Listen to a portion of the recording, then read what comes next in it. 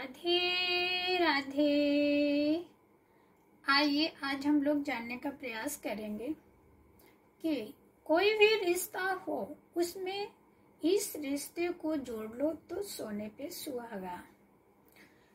देखिए हमारे आसपास बहुत सारे रिश्ते होते हैं। हम जिस रिश्ते में बंध जाते हैं, कोई भी रिश्ता हुआ हमारा, माँ बेटी का रिश्ता, माँ बेटे का रिश्ता, पति पत्नी का रिश्ता, किसी रिश्ते में होते हैं तो वैसी ही हमारी सोच हो जाती है, उसके प्रति वैसी ही सोच हो जाती है, वैसा ही हम फिर सोचने लगते हैं। हमारे ऐसे बहुत सारे रिश्ते होते हैं जिनमें हम कुछ कर ही नहीं सकते हैं, जिनमें हमारी सोच बिल्कुल वैसी ही हो जाती है। जैसे घरों में क्या है कि अगर सास बहू का रिश्ता है तो उसमें क्या है कि उसमें उसी तरीके की हमारी सोच हो जाती है कि सास के प्रति हमें ये करना है, हमें वो करना है, या घर में ससुर है तो उनके प्रति ऐसा भाव हमारे अंदर रहता है, उसी के प्रति मतलब वैसी ही हमारी सोच बन जाती है। अगर हमारी बहू है तो उसके प्रति ये है, वैसी हमारी उसके प्रति सोच हो जाती है।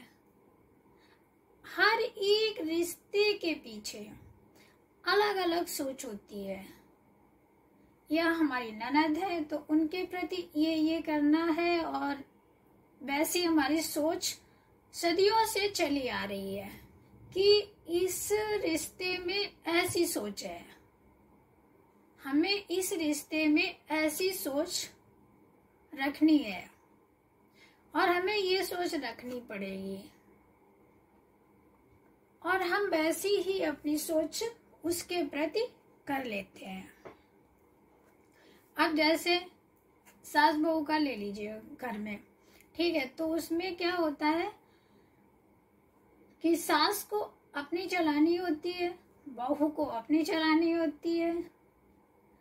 अगर भाभी और ननद का रिश्ता है तो उसमें भी खूब झगड़े होते हैं, उसमें भी भाई वैसे ही विचार बन जाते हैं कि ननद ऐसा करेगी और तो भाभी को ऐसा करना है, भाभी के मतलब ननद के प्रति ऐसी सोच, अलग सोच है, सबकी अलग अलग सोच है। और अगर हस्बैंड वाइफ के रिश्ते में है तो उसमें भी उसी तरीके की सोच है कि अब इनके प्रति ऐसी सोच हमारी होनी चाहिए।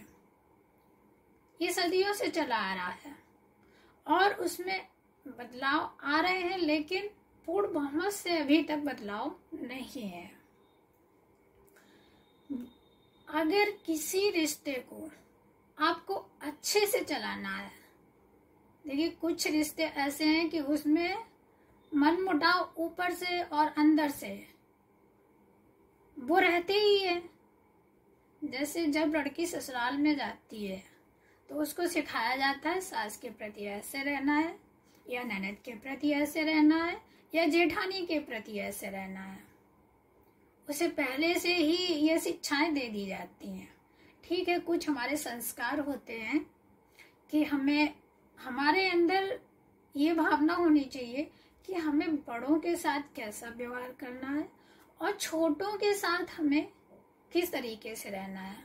हमेशा बड़ों का सम्मान करना, हमेशा छोटों से प्यार करना, उन्हें सही दिशा दिखाना, ये हमारे अंदर सोच होनी चाहिए। अब जैसे कि भाभी ननद का, तो उसमें पद ननद का बड़ा होता है, तो अब वो एज में चाहे छोटी है या बड़ी है तो हम उनसे कुछ नहीं कह सकते हैं। क्यों? अगर वो कुछ गलत करेंगी तो हम क्यों नहीं कहेंगे, हमें उनको टोकना चाहिए, उनको सही रास्ता दिखाना चाहिए। हाँ, पढ़े भी हैं अगर जो, तो उनको भी हमें बताना चाहिए कि आप यहाँ पे गलत हो, तो उसमें क्या बुरा है। अरे जरूरी नहीं है कि वो बड़े हैं तो हर काम उनका सही हो, ऐसा नहीं होता है।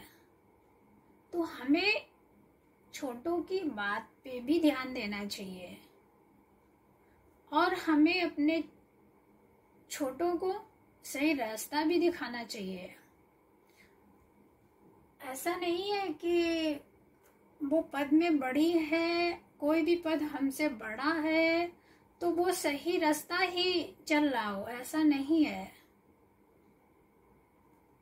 कोई भी आप ससुराल में है, कोई भी रिश्ता है, हर रिश्ता वो पद में बड़ा ही होता है, लेकिन इसका मतलब ये नहीं है कि हम किसी को अगर कोई गलत कर रहा है तो हम सही को सामने ना रखें। हाँ, उसका करना अपना काम है, लेकिन अगर हम इतना हमारे अंदर वो सोचने की क्षमता है कि हम कह सकते हैं कि ये गलत है, तो हमें कहना चाहिए, देखना नहीं चाहिए, देखते नहीं रहना चाहिए।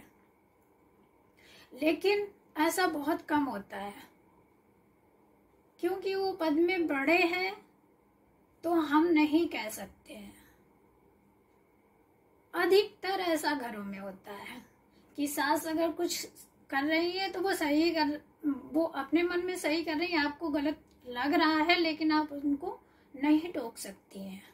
आपकी ननद है, कुछ भी कर रही है तो आप नहीं कह सकती हैं, और ऐसा अधिकतर होता है।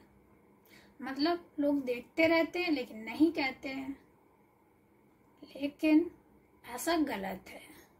देखिए, अगर हम अपने किसी भी रिश्ते में एक दोस्त का भाव डाल लेते हैं, एक फ्रेंडशिप का भाव डाल लेते हैं, उससे हम दोस्त की तरह बात करते हैं, चाहे वो कोई भी रिश्ता हो, कितना भी पद में बड़ा हो या कितना भी एज में बड़ा हो, अगर उसमें हमारी दोस्ती का रिश्ता आ जाता है कि हम हर बात शेयर करते हैं एक दूसरे से और एक दूसरे की बात को सुनते भी हैं,